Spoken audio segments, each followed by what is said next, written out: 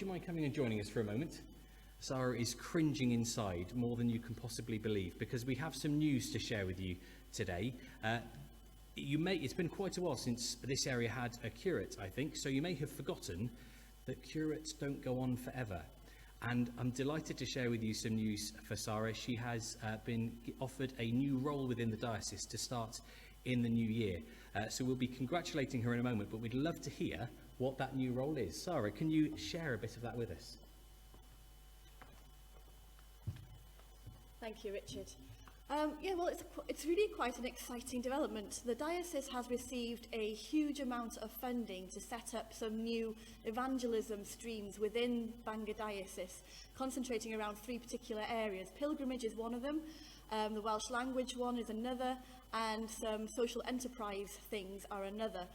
And the Welsh language stream is about setting up a new community, a new church expression, specifically around Welsh language and young people and families and a new way of being church. And it's a very exciting venture. They're putting a lot of energy into it, and it'll be in Bethesda.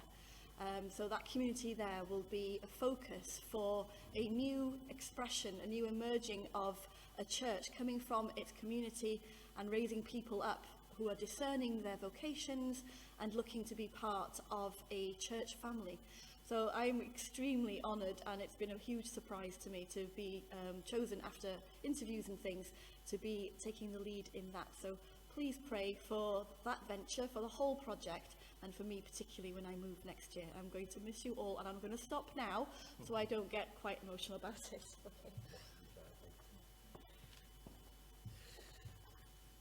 She tried her hardest to stop me sharing that news, because yes, it's obviously it's really sad for us to be losing Sara, but you can tell how exciting it is. What an exciting project she's going to be going on to. I think the plan is right, and you can just nod at me through the tears.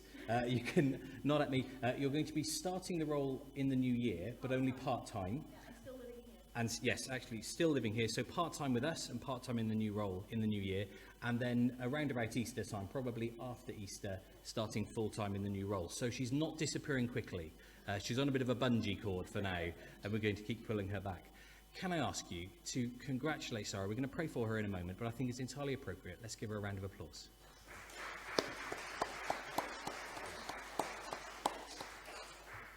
Huge congratulations to you, Sara.